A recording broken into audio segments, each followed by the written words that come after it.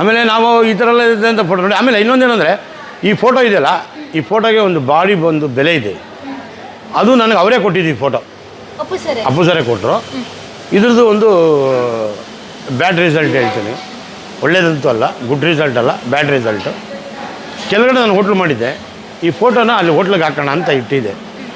ನನ್ನ ಮಗ ಬೈದ್ಬಿಟ್ಟ, ಏನಕ್ಕೆ ಡ್ಯಾಡಿ ಸಿಂಗಲ್ ಫೋಟೋ ಹಾಕ್ತೀರಾ, ಜೊತೆಲಿರೋ ಫೋಟೋ ಇದ್ದರೆ ಹಾಕಿ, ಜೊತೆಲಿ ಏನಾದರೂ ಬೇಡ ತೆಗೆದುಬಿಡಿ ಅಂದರು. ಅಂದರೆ ಜನ ತಪ್ಪು ತಿಳ್ಕೊಳ್ತಾರೆ, ಬೇಡ ಹಂಗೆ ಹಾಕ್ಬಾರ್ದು. ಅದು ಕಡೆಗೆ ಅವರು ಅಜರಾಮರ ಆದಾಗ ಆ ಫೋಟೋನಲ್ಲಿ ಇಟ್ಟೆ. ಅದಕ್ಕೆ ನಾನು ಹೋಟ್ಲಿಂದ ಎದುರುಗಡೆ ಬರ್ತಿದ್ದಂಗೆ ಅವ್ರು ಇರಬೇಕು ಅಂಥೇಳಿ ಆ ಫೋಟೋಗೆ ತುಂಬ ಬೆಲೆ ಇದೆ. ಅದು ಬೆಲೆ ಕಟ್ಟಲಾರದ ಆಸ್ತಿ.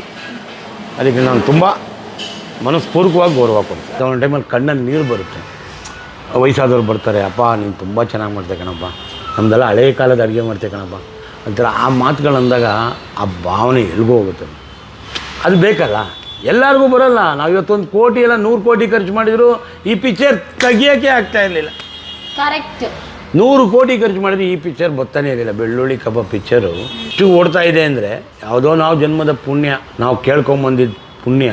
ಈ ರೀತಿಯಲ್ಲಿ ಒಂದು ಬೆಳ್ಳುಳ್ಳಿಯಿಂದ ನೋಡಿ, ಮನುಷ್ಯ ಎಲ್ಲೆಲ್ಲಿಂದ ಏನೇನಕ್ಕೂ ಆಗ್ತಾರೆ ಅಂದರೆ ನಾವೊಂದು ಬೆಳ್ಳುಳ್ಳಿಯಿಂದ ಆದ್ವಿ, ಒಬ್ರಿಗೆ ಏನೋ ಒಂದು ದಾರದಿಂದ ಆಗ್ತದೆ.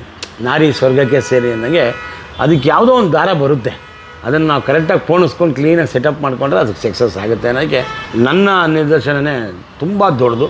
ನನ್ನನ್ನು ನೋಡ್ಕೊಂಡು ಕಲಿಬೇಕಾದವರು ಭಾಳ ಜನ ಇದ್ದಾರೆ. ಕಲೀರಿ, ಒಳ್ಳೆ ರೀತಿಲಿ ಬೆಳೀರಿ, ಒಳ್ಳೆ ರೀತಿಲಿ ಹೋಗಿ. ಯಾವತ್ತಿದ್ರೂ ಮೆಟ್ಲು ಹತ್ತೀರ, ಮೆಟ್ಲು ಹತ್ತೋಕ್ಕೆ ಯೋಚನೆ ಮಾಡಿ, ಒಂದೇ ಸಲ 100 ಮೆಟ್ಲು ಹತ್ತಕ್ಕೆ ಹೋಗಬೇಡಿ ಅನ್ನೋದು ನನ್ನ ಒಂದು ಸಣ್ಣ ಒಂದು ಮಾತು. ಏನಮ್ಮ ಅವ್ರ ಮನೆಗೆ ಹೋದಿದ ತಕ್ಷಣ ನೀರು ಕೊಟ್ಟರು, ನಗ್ನಗ್ತಾ ಮಾತಾಡ್ತಿದ್ರು, ಏನೇ ಆ ಭಾವನೆ ಅಂತ ಅದನ್ನೆಲ್ಲ ಕಡೆ ಹೇಳ್ಕೊತೀರ.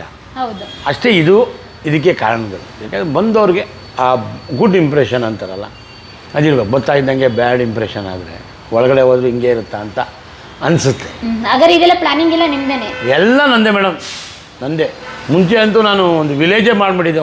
ಒಂದು ಹೋಟ್ಲಲ್ಲಿ ಒಂದು ಜಾತ್ರೆದು ಎಲ್ಲನೂ ಒಂದು ಇದು. ಆಮೇಲೆ ಒಂದು ಕಡೆ ಬಾಡೂಟದ್ದು, ಒಂದು ಡೈನಿಂಗ್ ಹಾಲಲ್ಲೆಲ್ಲ ಬರೀ ಬಾಡೂಟದ್ದು, ಒಂದು ಹಾಲ್ ಫುಲ್ಲು ಎಲ್ಲ ಟ್ರೆಡಿಷನಲ್.